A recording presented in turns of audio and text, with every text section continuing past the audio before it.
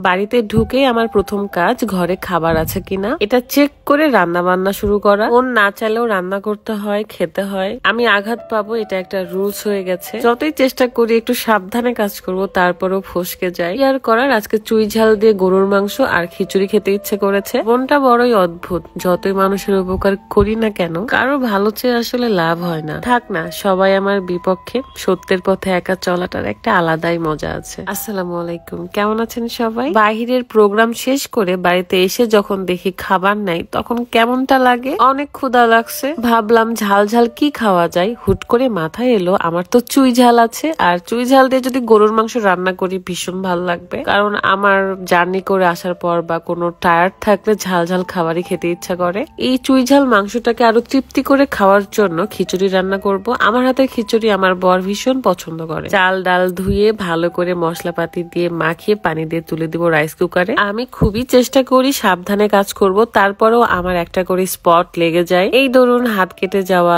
গরম তেল ছিটে হাতে পড়া। যাই হোক না কেন, গরুর মাংস ভালো করে ধুয়ে নিচ্ছি। এবার গরুর মাংসে কোনো আলু দিব না, শুধু চুই ঝাল দিয়েই রান্না করব। বাবা, রাজশাহীতে বসে খুলনার চুই ঝাল দিয়ে গরুর মাংস খাওয়া, এটা আমার কাছে ভীষণ একটা আনন্দের ব্যাপার। তো ইকো ইটস ফেসবুক পেজ থেকে আমরা এই চুই ঝাল গুলো নিয়েছিলাম। সবসময়ের জন্য আমি এখান থেকেই চুই ঝাল নিয়ে থাকি। ইকো ইটস ফেসবুক পেজটা আমার ডিসক্রিপশনে দেওয়া থাকবে, আপনারা চেক করে নিবেন। হাঁসের মাংস, গরুর মাংস কিংবা আইলে আপনারা মুরগির মাংসের মধ্যেও কিন্তু চুই ঝাল দিতে পারেন। চুই ঝালের যখন ছাল বাগলা উঠাতে গেছিলাম, তখনই আমার হাতটা একদম ফসকে যায় আর কি। যাই হোক না কেন, আমি নিজেই রান্না করব। চুই ঝালের কারণে মাংসে একটা অন্যরকম স্পাইসি ফ্লেভার আসে, সাথে যদি চিবিয়ে খেতে পারেন তাহলে কিন্তু আরোই ঝাল ঝাল লাগে। সবসময়ের মতোই মশলা কষানোর সময় আমি এই চুই ঝালটা দিয়ে দিই এবং নাড়াচাড়া করি। তারপর গরুর মাংসগুলো দিয়ে ভালো করে কষিয়ে নিব। আমি একটা শর্টকাট ওয়ে ব্যবহার করি গরুর মাংস সেদ্ধ হওয়ার জন্য। যখন অনেক বেশি তাড়া থাকে, অনেক বেশি ক্ষুধা লাগে, তখন এই মাংস কষানোর পরপরই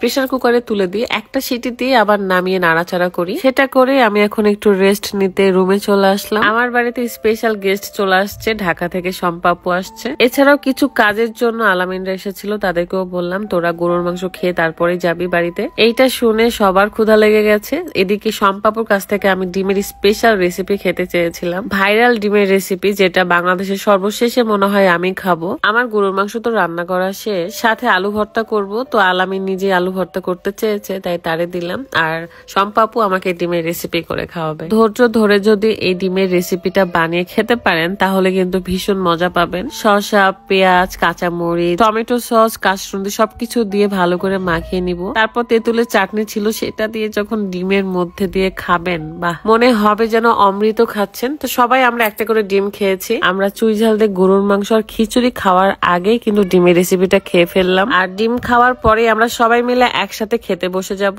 রাত মোটেও ঝাল পছন্দ করে না, তারপরেও তারও এটা ভালো লেগেছে। তারপর আর কি ছোট ভাইদেরকে একটু খাওয়াই দিলাম, কারণ আমি যেহেতু হাতটা মাখাইছি তাই সবাইকে খাওয়াই দিচ্ছিলাম। এই ছোট ছোট ভাইগুলো আমাদেরকে ভীষণ ভালোবাসে, ভীষণ সম্মান করে। খারাপ সময় আর ভালো সময় দুইটাই বোঝারও চেষ্টা করে। এই কারণে আমরাও ভীষণ ভালোবাসি সেই ছোট ভাইগুলোকে। রাত প্রায় 1:45 বেজে গেছে, আর এই সময় আমরা খেতে বসেছি। আলু ভর্তা দিয়ে খিচুড়ি আমার এত ভালো লাগে, সাথে চুই ঝাল মাংস। ওয়াও, আলহামদুলিল্লাহ, মাশাআল্লাহ। আরেকটা কথা, আমার কিন্তু ঝরঝরে খিচুড়িটা বেশি ভালো লাগে লেটকা খিচুড়ির চাইতে। যেটাই হোক না কেন, আমি আর তর সামলাতে পারছি না, মানে ধৈর্য ধরে রাখতে পারছি না, চুই ঝাল খেতেই হবে। চুই ঝালের জন্য যে স্মেলটা, এটাই তো মনে হয় যেন ঝাল লাগিয়ে দেয় অর্ধেক। আবার যদি চিবিয়ে খান না তাহলে বুঝবেন যে ঝাল কাকে বলে। সবারই রিয়াকশন আমি নিচ্ছিলাম একটু একটু করে। আজকের এই ব্লগটা আপনাদের কাছে কেমন লেগেছে অবশ্যই কমেন্ট করে জানাবেন। সবাই ভালো থাকবেন, সুস্থ থাকবেন। আপনাদের সাথে আমার নেক্সট ভিডিওতে দেখা হয়ে যাবে। আল্লাহ হাফেজ, আসসালামু আলাইকুম।